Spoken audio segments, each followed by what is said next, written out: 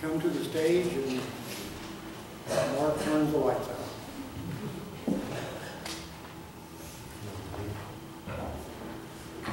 We're going to look in Judges chapter 6 and 7, the story of Gideon, not the whole story of Gideon, but for the most part of how God raised him up to conquer the Midianites and to free the nation of Israel.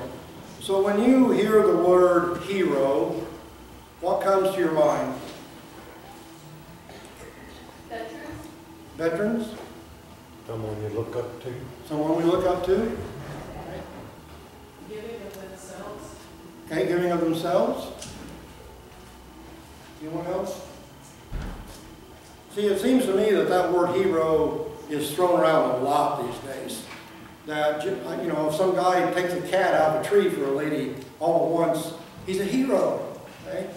And the word means much more than that. And we're going to look at Gideon, but I went on the internet and looked up heroes, and it was amazing. Kind of tells us about our society, I guess. Amazing the pictures that we come up with. Now, I don't know, does the guy in the middle look like anybody here at church? I don't know. I know Spider-Man and Captain America and the Hulk, but beyond that, I'm sure the kids could tell us who this is. And then these are the Sonic heroes. I have no idea who that might be. Now, here we can kind of identify, right? Superman, Batman. My grandson Isaiah is a Batman fan. But what about Homer Simpson? Now, he's my hero. But see, when we talk about heroes, maybe it's, well, Mighty Mouse. How many times did he go after Oil Can Harry and stop him from hurting Nell? Or Underdog. Okay. See, some of you, those are your heroes I'm getting at right now, right? I understand that. Now, we know who that is, right? The Lone Ranger and Tonto, they were heroes. What I appreciate about those heroes, at least they stood for something. Okay? Soldiers, of course, are heroes. We could go on and on about how they have given their life for us. Firemen, we can, I don't know what was during the storm, Hurricane Sandy, that this one fireman went into this building and led 25 people through another window of a building to get to free them. That's a hero. That's somebody that put themselves at risk. Police officers are heroes. But I tend to look at men like George Washington, Abraham Lincoln, that these people are great heroes. In Isaiah chapter 9, when it speaks of the names of the son that's going to be born, one of the things that describes him is the word mighty God. And the word mighty there, folks, is hero. He's a hero God. That is someone that we look up to, someone that's going to save us. And we look around at heroes. There was an ocean liner that was going across the Atlantic, and at one point in time, this lady fell overboard. And they sounded all the alarms, and to the amazement of the captain, there was this man that jumped overboard to go save her. And he got her, and they brought her back, and the crew got them back up on shore, and he was amazed at the fact that the man that had saved this woman was 80 years old. So they thought they'd have this big ceremony, this big award for him, and they got him all together on the ship, and they asked him to say a few words, and he said, "I only have one thing to say." And the captain said, "What's that?" He said, "Who pushed me?"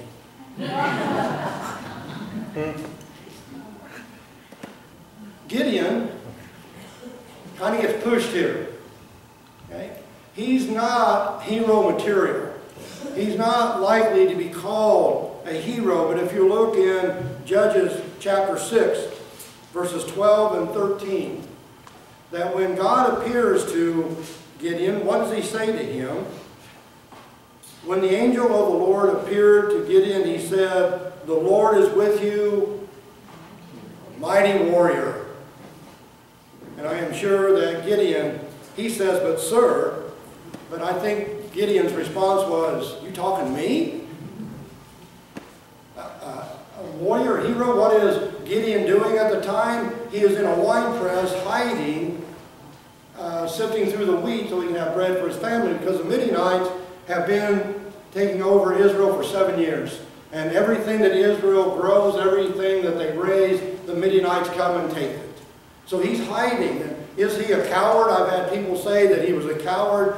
I'm not sure that he's a coward, that he might just be very cautious. That he's trying to feed his family. He knows if he's out in the open, he's trying to do that, the Midianites are going to take the food. He wants his family fed. So at least we can call him cautious. So here he is going through, trying to get his grain ready to make bread out of, and the angel of the Lord appears to him and calls him mighty warrior. And Gideon isn't quite sure what to think about what this angel is saying. Okay? Very cautious. Very cautious. That's not always bad, but in the midst of being cautious many times there's a fear that's involved. That we're afraid to step out. That's why we are cautious. You know, there were 3 turtles that went out on a picnic, and they had traveled quite a ways. I can see Adam doesn't believe this story right now. So turtles can't go on picnics? I don't know what. I don't know. I don't know. Go on with the story, I haven't right? seen it yet. Okay. So they get way out into the wilderness, and they sit down to eat, and they all have hot dogs, and they forgot the mustard. Okay. So one of them says, I'll go back and get the mustard. So okay, so he leaves. And the other 2 are sitting there, sitting there, sitting there. They're there for 2 months, waiting for this other turtle to come back with the mustard. So finally one of them says, well, he's not going to come back, so we might as well eat his hot dog. And at that point, the 3rd turtle jumps around and says, if you eat my hot dog, I'm not moving another step. We can be cautious because we fear, and cautious isn't necessarily wrong. But here we see poor Gideon, he's just an ordinary guy. He's not a prophet, he's not a priest, he's not a king, he's not a great man of faith. He is just this ordinary guy that is trying to do the best that he can. And he looks around and he says to God, the way things are, somebody needs to do something. Look at the condition of the world, what we're going through. Somebody needs to do something. I cannot tell you how many times I've heard people say that. And Gideon says, somebody needs to do something. And God says, yeah, you. I have chosen you to do something about it. And then he said, who, me? You see, he has all of these doubts and these fears, just like we have. He has all these questions that he can't get answered. Look what he says to God here after the angel appears to him. He says that basically, verse 13, but sir, Gideon replied, if the Lord is with us, why has all this happened to us? Why are all his wonders that our fathers told us about when they said, did not the Lord bring us up out of Egypt? But now the Lord has abandoned us and put us in the hand of Midian.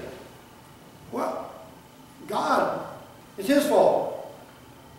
He's abandoned us. If you're really with us, why are we going through what we're going through? Now, in all honesty, folks, how many of you have asked that question? If you're with me, God, why am I going through what I'm going through? Well, the problem is that we go back in chapter 6, verse 1. What does that verse say?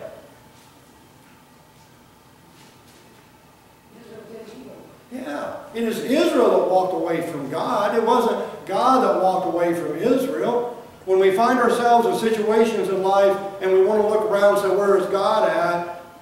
9 times out of 10 here, folks, he's still there, but we've walked away. That we have distanced ourselves. We've done evil. Therefore, when I do evil, I'm going to get punished in some way. When I do evil, God is going to have to try to wake me up.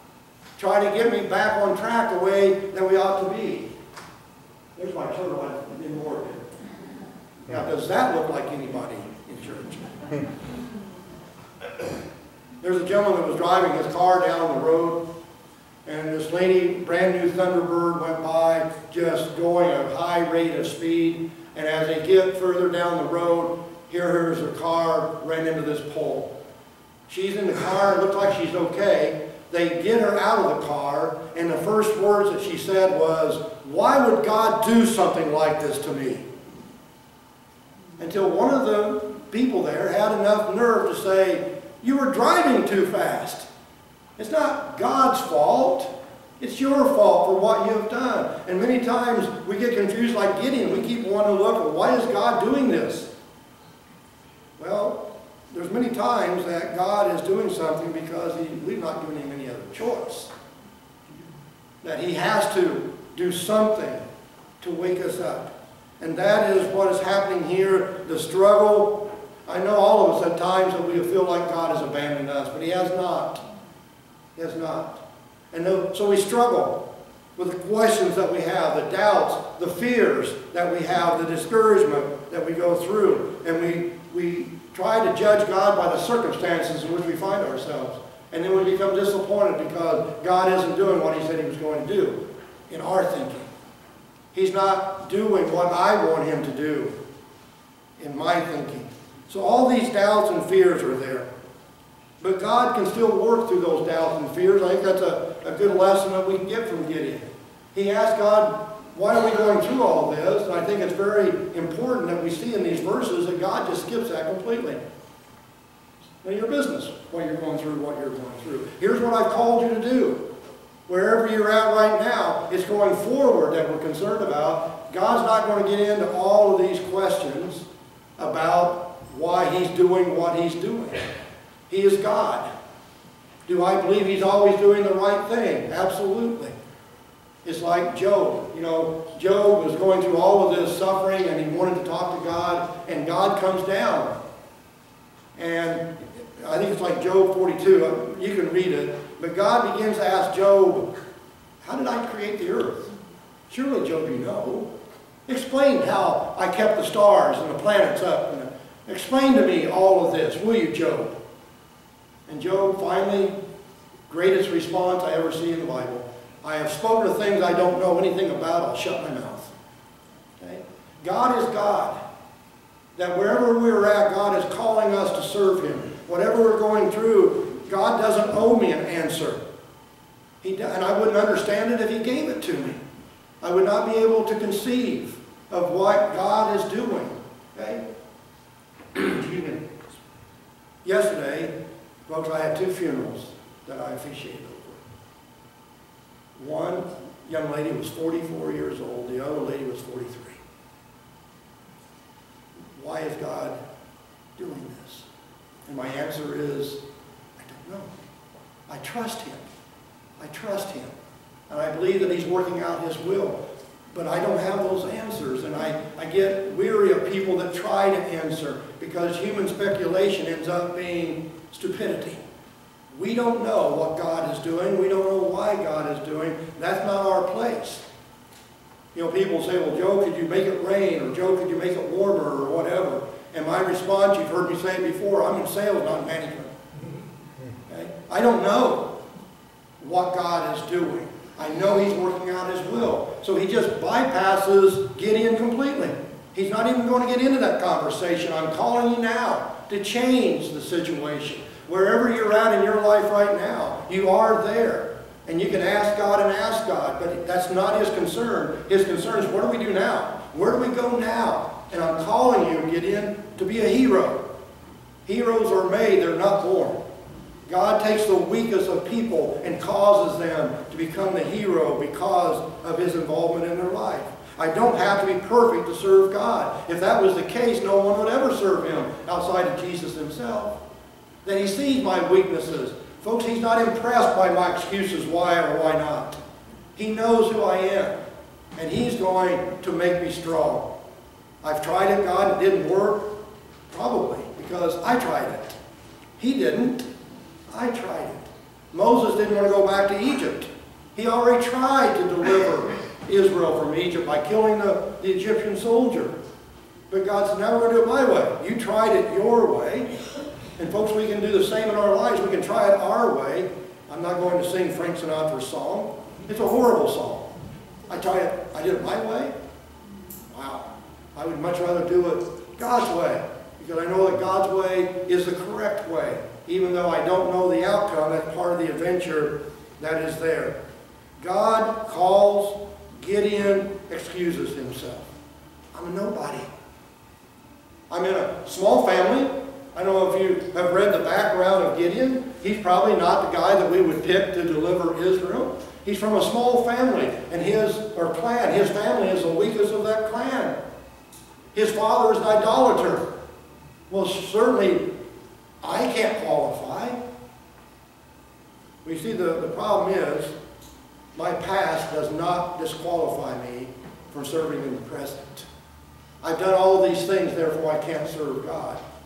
Well, that's ridiculous. That's an excuse.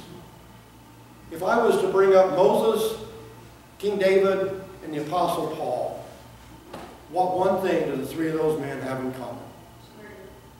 What? They were all three murderers. So God can't use them, right? Three of the greatest people in the Bible are Moses, David, and Paul. So what I've done in my past is there, but it's not going to disqualify me from serving God in the way that He wants me. He knows our weaknesses, our excuses do not impress Him. So what happens here with Gideon, and he becomes the challenger. He starts to buy into what God wants him to do. God gave Gideon a mission. If you would look in chapter 6, we're going to read verses 24 through 27. Now, just read this carefully because there are some things that we see about Gideon in the midst of all this. So Gideon built an altar to the Lord there and called it the Lord is peace. To this day it stands in Ophrah of the Abiezrites. That same night the Lord said to him, take the second bull from your father's herd. What's his father? Idolater. He's not going to be happy about this. He's taking another bull from his herd. To do what? Offer. Yeah. Okay. Tear down your father's altar. This isn't going to go well. To Baal and cut down the Asherah pole beside it.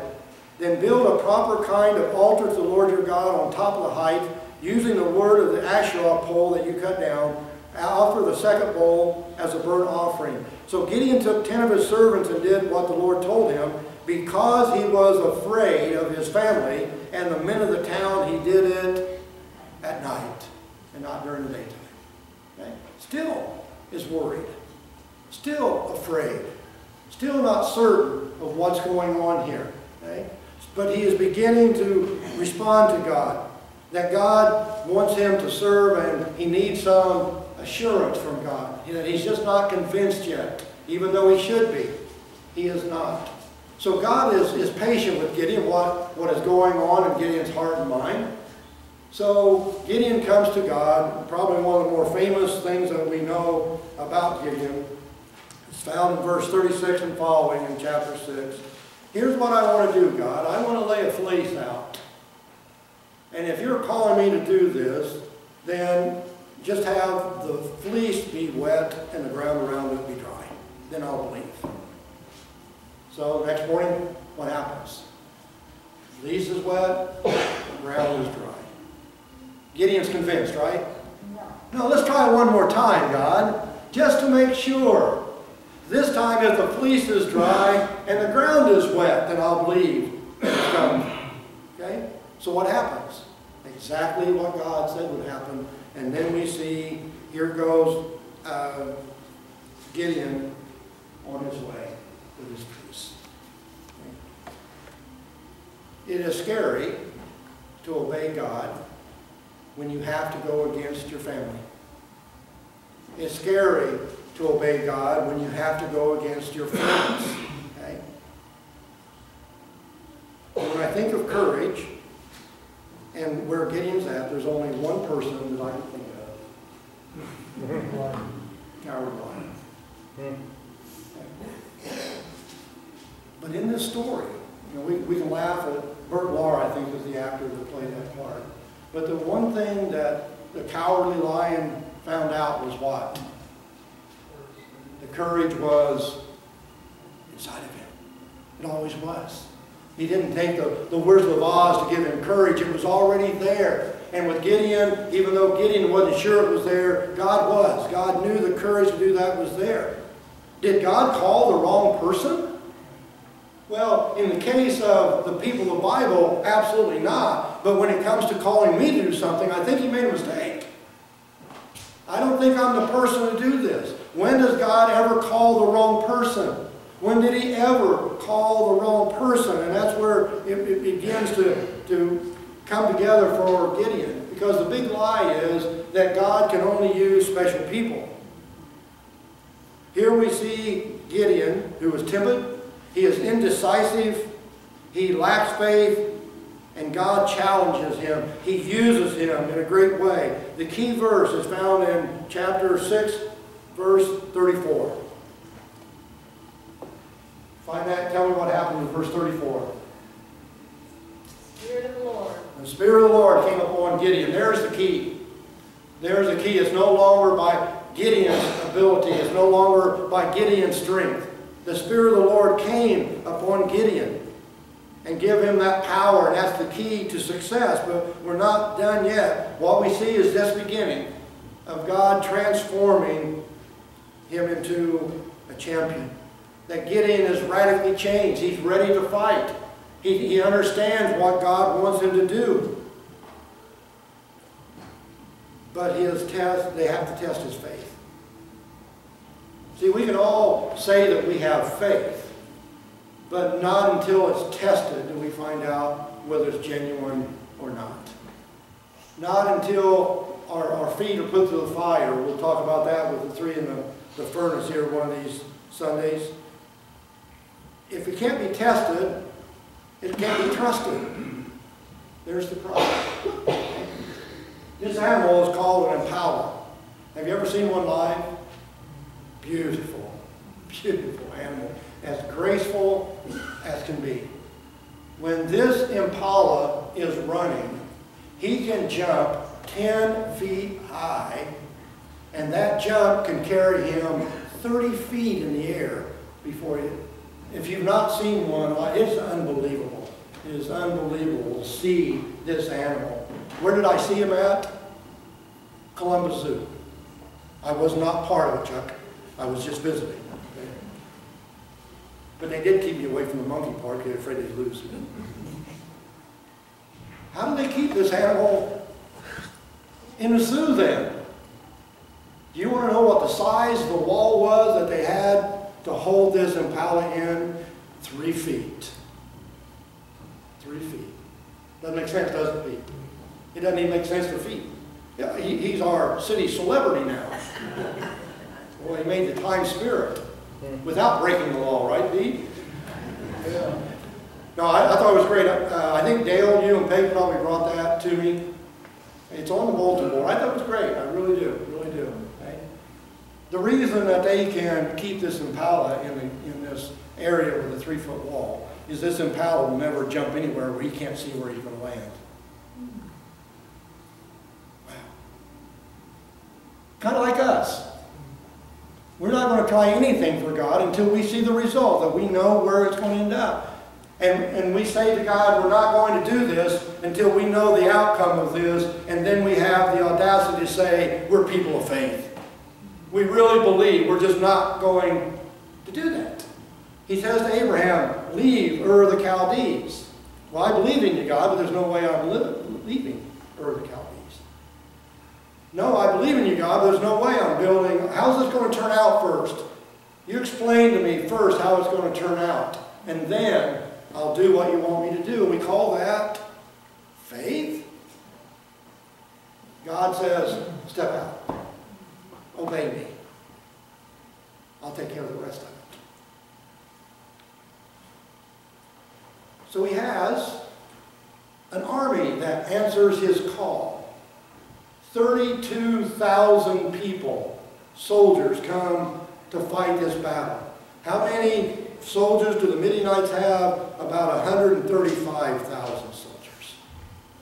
Well, guys, if God's helping us, probably with 32,000 soldiers, we can probably give up a pretty good fight anyway. And God comes to Gideon and says, You got too many. We're going to have to get rid of some of these soldiers. And I'm sure that if I was Gideon, I'm standing there and I'll say, what? We're already down 4-1. No, you got to get rid of them. So what you do, Gideon, you explain that any of them that are afraid can just go home. 22,000 leave. He's down to 10,000 soldiers. Well, wouldn't you honestly get a little bit nervous now? I don't know what's going on, but we'll give it a shot, okay? And God says, oh, wait, Gideon, you still got too many soldiers. We're going to have to cut the rest of them out. So he poses this, I think I have a slide for it. He poses this deal about take them and let them drink. And God makes the division on that. And it's not a great problem to come to that conclusion. Because who does he keep? Those that are looking up when they're drinking. The ones who are looking down go home because he needs vigilant people to do this. So now what's Gideon down to? 300. Okay. So we have 22,000 are afraid. We have 9,700 that are scared. And 3 that are dedicated to follow God's will. Where would you find yourself at in these 3 groups? Only you can decide that. And it's easy to sit in the pew here on Sunday morning and say, oh, I'd be with the 300, but let's wait till the battle starts and see. That we have to come to that conclusion. Which group would you find me in? Okay?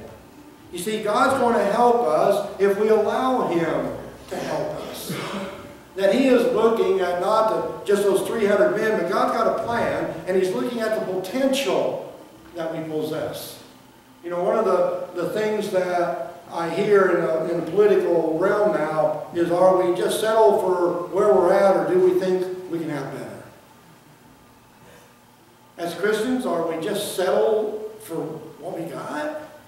Or do we think that we can go higher with God? Do we think that God still has something for us to do? That Gideon is the challenger now. Where's the battle at?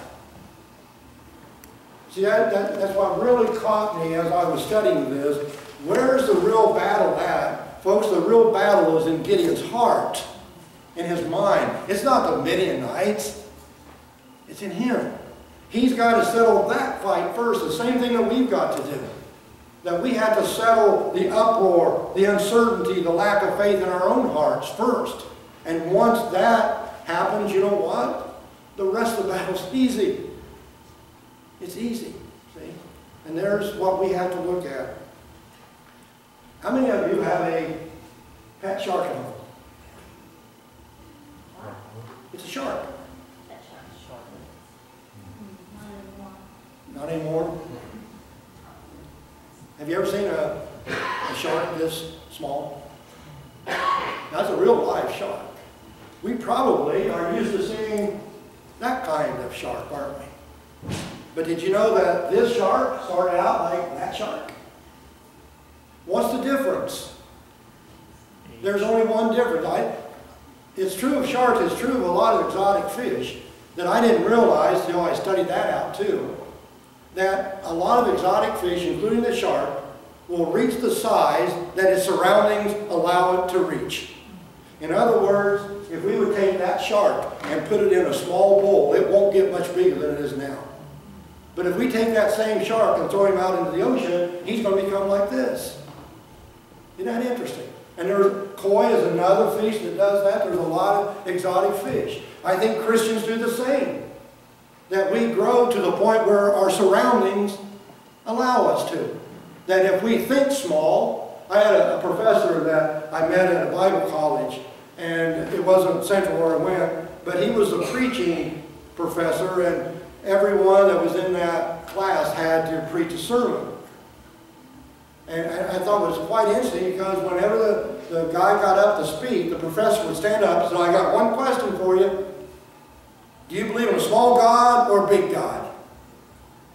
Well, which do we believe in? A small God or a big God? Because you see, our Christian life is going to reflect that. that if our God is small, then we're not going to grow. And unfortunately, I see a lot of people in a lot of churches that never did. Well, I've been a member of that church for 60 years. And? What would you think that you're 70 years old and you're still in kindergarten and school because you never grew? That'd be fun, wouldn't it, Robin? Wouldn't you like that? No, you don't think so. But I see people in our Christian faith. There was several years ago, I was traveling to a meeting, and there was 3 or 4 men in the car, and we were talking back and forth, and some of these were leaders in some churches. I won't mention names, of course. And this elder in this particular church turned to me and as we were driving and said, "Joe, I've always believed in God, but I've been an elder for 25 years and I'm still not sure who Jesus is." Wow. Where do you think that church went? Are we going to trust in a big God that's going to allow us to grow? Or are we going to be content to be religious in this small God where we stay small? Where do you think God wants us? Where do you think God wants Gideon? That's why He's called him. Folks, there is not a circumstance that we will find in serving God that isn't going to cause us to grow in our faith. It's not going to cause us to be more sure of our faith. Several years ago, there was a tragedy in our area, and there was a little baby that died. And I was called to the hospital as a chaplain to be with the family. And there was another preacher in the area, again, no names or places mentioned. And after we went through this whole thing, he is standing there talking to me. And he says to me, "Does things like this, doesn't it make you doubt your faith?" And I said, "No, it makes me certain it has to be true. Because that's all that makes sense." Okay? That I couldn't make any sense of anything if I gave up my faith, because nothing makes any sense if I give up my faith. But see, he was a minister, but folks, he believed in a small God. He hadn't grown. You know, as long as things are comfortable, it's fine, but be tested in some way. Are we going to run away, or are we going to go to our knees and grow in our faith? That is what the question was with Gideon. That's what God wanted him to do. And because he responded, I pray we'll do the same. That because he responded to God, he became the conqueror. He set out as a nobody, but he still is a nobody. All of us are nobodies. We find our identity in God and God alone. People say, "Well, nobody drives the speed limit anymore, Joe. I'm a nobody. I drive the speed limit. I'm a nobody. I have no problem with that." Lose our identity. After the second funeral I did yesterday, there was a young man that came up to me and said what I had said to the family was something very appropriate. He thanked me for it. And I said, "I've always said you don't have to remember who I am. Just remember what I said. Just remember the message. It's not about me. It's about you, and about you finding out God's will in your life." But even nobodies God can use. How many of us here today are just nobodies? Absolutely. Absolutely. Okay? But God uses us. That's what makes us somebody. It's Him. And the message is to Him. We can grow from our doubt to a great faith. Gideon did, if we'll allow God to work in our lives, to learn to trust Him when the obstacles seem impossible. Now, as we read on in chapter 7, for the sake of time, we won't go through that. We've already taken the army of Israel down from 32,000 down to 300. Now we're ready to go. Now, in all honesty, folks, if you were one of the soldiers of Israel, what would you be thinking about Gideon about now? You ever hear the story? The coach, the game's about over with. And the coach just wants them to run out the time. So he goes to the third string quarterback, because he doesn't want to take the chance of the first string quarterback getting hurt. So he says to him, "You hand the ball off to Jefferson 3 times and punt." Can't be too difficult, can it? The quarterback said, "No, sir. I'll do exactly what you told me to do." So the ball's on their own 20-yard line. He hands the ball off to Jefferson. He gains 35 yards. He's down on the 45-yard line of the other team now. So they get up, they run another play, and Jefferson runs for another 20 yards. He's down to the 25-yard line. So on the third play, he takes the ball down to the 5-yard line. And the fourth play, the quarterback backs up, punts the ball out of the end zone. Well, the coach is livid. He runs out on the field to the quarterback and says, "What were you thinking when you punted that ball?" He said, "I was thinking how dumb our coach is." That's what they must have been thinking about Gideon. 300 against 135,000? There's no way in the world. Midian doesn't have a chance. They don't have a chance because God is with Gideon. God is in control of the battle before us. So he chooses unlikely people to accomplish great things. That's us. And my greatest desire for all of you folks would to find yourself in a place where you've been able to accomplish great things for God.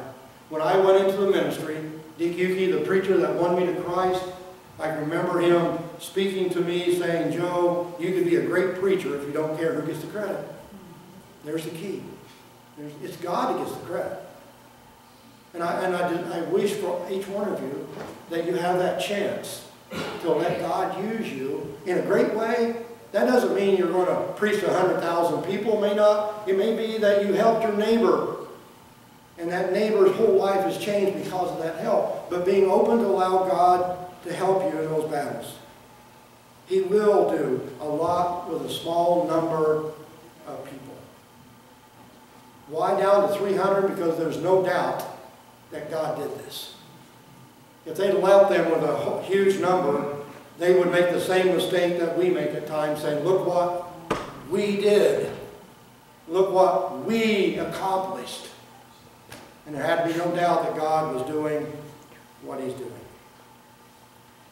He accomplishes great things with anybody that would be willing to go there.